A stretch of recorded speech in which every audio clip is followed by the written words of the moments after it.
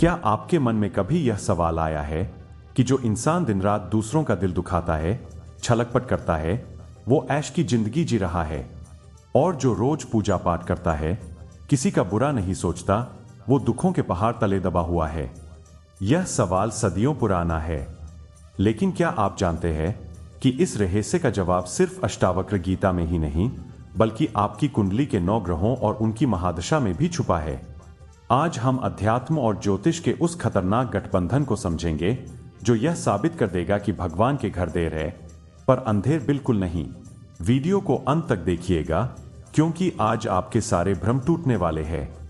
सबसे पहले बात करते हैं ज्योतिष की। जब हम किसी पापी या कपटी इंसान को सुखी देखते हैं, तो हम सिर्फ उसका आज देख रहे होते हैं। ज्योतिष शास्त्र कहता है कि हर इंसान का जीवन ग्रहों की महादशा से चलता है। हो सकता है कि वो छलकपट करने वाला इंसान आज शुक्र या गुरु की सबसे बेहतरीन महादशा से गुजर रहा हो।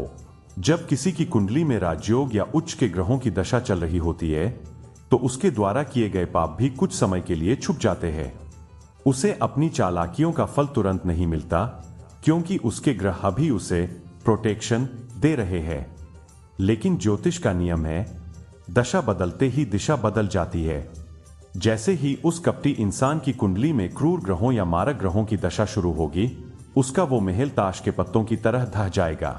अब इसमें अष्टावक्र गीता के ज्ञान को जोड़कर देखिए। महाज्ञानी अष्टावक्र कहते हैं कि यह शरीर और इस जन्म की खुशियां सिर्फ एक पड़ाव है। जो अच्छा इंसान आज दुखी है, ज्योतिष की भाषा में कहें तो शायद वह अपनी शनि की 7.5 धठिया या केतु की महादशा से गुजर रहा है। केतु और शनि का काम क्या है? वे इंसान को भौतिक सुखों से दूर करते हैं, उसे तपाते हैं ताकि उसकी आत्मा शुद्ध हो सके। जो इंसान आज पूजा पाठ कर रहा है, वो दरअसल अपनी अंतरात्मा को मजबूत कर रहा है ताकि वह इन भारी ग्रहों के प्रभाव को झेल सके। उसका पूजा पाठ निष्फल नहीं जा रहा, बल्कि वह उसके आने वाले कल के लिए एक बहुत बड़ा पुण्य कवच तैयार कर रहा है। अब एक बहुत जरूरी बात समझिए। छलकपट, झूठ, जुआ और सट्टे से अमीर बनने वाले लोगों के पीछे सीधा हाथ होता है राहु का।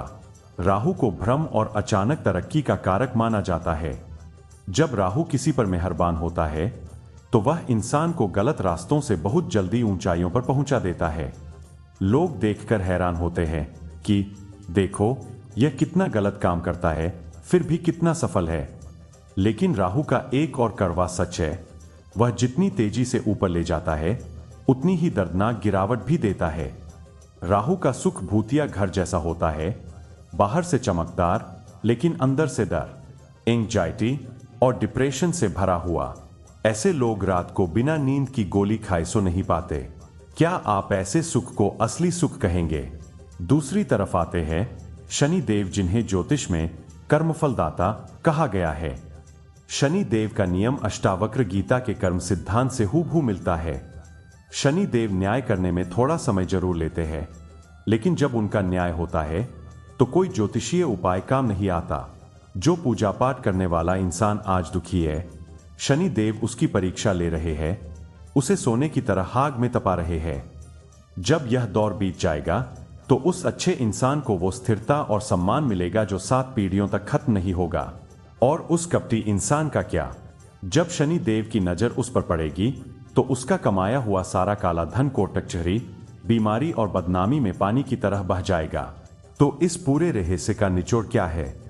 छलकपट करने वाले का सुख राहु का भ्रम है, जिसकी एक्सपायरी डेट बहुत नजदीक है। और पूजा पाठ करने वाले का दुख शनि की पाठशाला है, जो उसे राजा बनाने की तैयारी कर रही है। इसलिए कभी भी दूसरों की बाहरी चकाचौंध देखकर अपनी ईमानदारी का रास्ता मत बदलिए। आपकी पूजा, आपका अच्छा व्यवहार आपकी आत्मा का सूर्य और गुरु मजबूत कर रहा है, जो अंत में आपको मोक्ष और परम शांति दिलाएगा। प्रकृति और ग्रहों का तराजू बिल्कुल सटीक है, वहां एक रत्ती का भी हेरफेर नहीं होता। अगर आपको ज्योतिष और अध्यात्म का यह विश्लेषण गहराई से समझ आया हो, तो इस वीडियो को लाइक और शेयर जरूर करें। आपकी कुंडली में इस वक्त कौन सी दशा चल रही है, या आप इस बारे में क्या सोचते हैं, हमें कमेंट में जरूर बताएं। कमेंट में जय शनिदेव या हर हर महादेव लिखना न भूलें। मिलते हैं अगले वीडियो में। तब तक के लिए जय श्री कृष्ण।